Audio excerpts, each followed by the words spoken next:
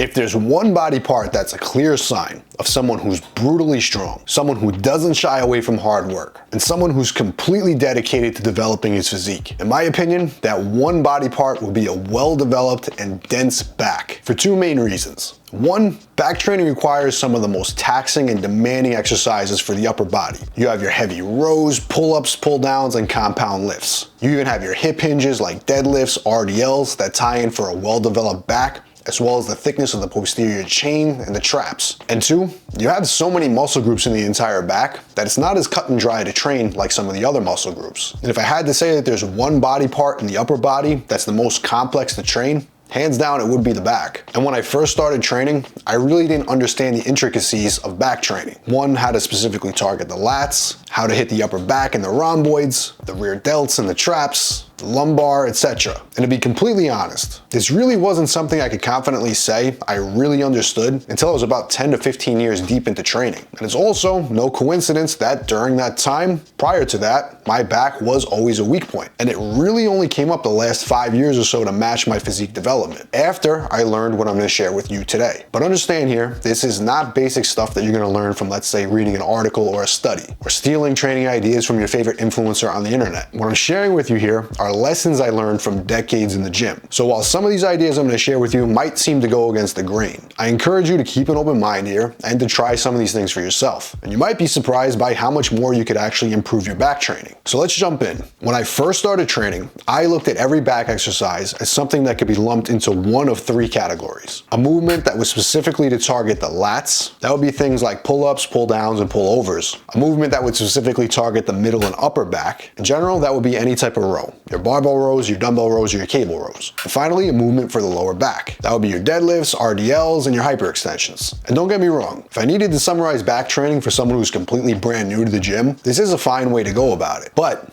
this is back training 101. And I did this for the first 10 years of training, and I got great results. But I plateaued pretty hard with this basic logic. And if you're looking to maximize your physique development, we need to move on to some of the juicy stuff. And the first thing that you need to understand that I eventually learned is if we alter our technique, we can target the lats not just with our traditional pull-ups and pull-downs and our vertical pull movements, but we can hammer those lats on rows as well. And in addition, if we happen to need more upper back development, we don't need to rely solely on rows, but we can alter our pull downs to make them more upper back specific. And the truth is, if you're currently lacking development in either width or thickness, we can alter any exercise to focus on either one of those. And even better, we don't need to look for new exercises, but we can just alter the technique on the movements that you're already performing. Now, for vertical pulling movements, there's two very basic techniques that you can use to target either the lats or the upper back. If you want to hit the upper back, elbows out and a more wider grip, that's going to hit more upper back and middle back here. And if we want to take this a step further, if we take a super wide grip here, I'm talking about using the widest cable attachment that you could find. That's now going to shift the emphasis from the upper back more to the rear delts. But let's say we don't need as much upper back, and we're really doing those pull-ups or pull-downs for the lats. We're going to want those elbows in closer to the body. In this case, a closer grip, a neutral grip, a reverse grip, or even a single arm grip. These are all going to be ideal here for the lats. This is going to allow us to take those elbows and tuck them in closer to the sides. And with those elbows pulled in, we're going to pull them straight down. Now, if we move on over to something like rows, which again is generally thought of as a middle and upper back movement, we can apply the same thing here. If we solely want to target the upper back, we want a wider grip and we want to force those elbows out. If we're doing our barbell rows, cable rows, dumbbell rows, and even machine rows here, that bar in your hands should also be pulling to your upper chest. We want those elbows high and wide. But if we want to target those lats on these movements, we're going to do those same exercises, but we're going to take a closer grip. We're also going to tuck those elbows into the body. And each rep, we're going to focus on driving those elbows back as far as possible. In addition, we're not going to be pulling our hands to our chest, but rather we're going to be pulling it lower towards the belly button. Now again, if we're talking about rows and we're doing something lat specific here, something like a single arm variation, even on a cable, machine, or a one-arm dumbbell row, is very good here, because now that we're only pulling with one arm, we could actually position the torso slightly on an angle. And instead of just pulling our hands in a straight plane, we could actually pull across the body. That's actually going to give the lats a greater range of motion. Now, this might all sound pretty simple and basic, and you might think the takeaway is, okay, Pete, if you want lats, it doesn't matter the movement. Perform it with a close grip and tuck those elbows in. If you want more upper back,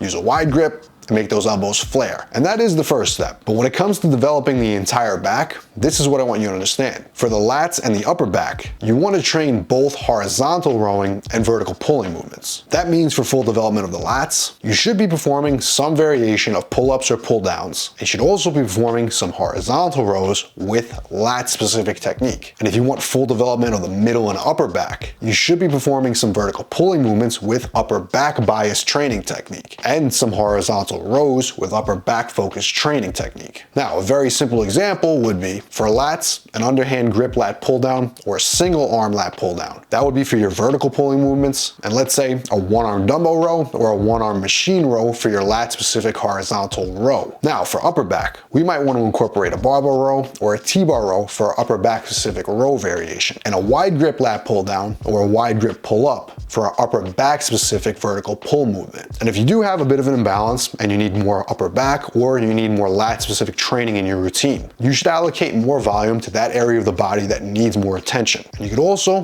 pull back on some of the volume in the area that's your strong point. But regardless of what stage you're at currently, understand that if you're currently getting a wider back but not thicker, or you have great upper back development but you're lacking in the width department, it's not as cut and dry as, oh, I should be doing more pull downs or I should be doing more rows. The issue that you're currently having is likely a technique issue. And if you don't fix this, doing more exercise is not going to fix the issue. It's actually going to continue to cause the same problem. So first, work on your technique here, but also don't look for new magical exercises. Use the exercises that you're already performing and make them work more effectively for your goals. And if you found these ideas useful, go and implement them into your training and let me know how much better your back training works for you. And if you want the exact training programs that I personally recommend to build more muscle using proven old school bodybuilding methods, all my old school masking programs are down below. And as always, if you want to see more of the best original bodybuilding content just like this, make sure to hit subscribe.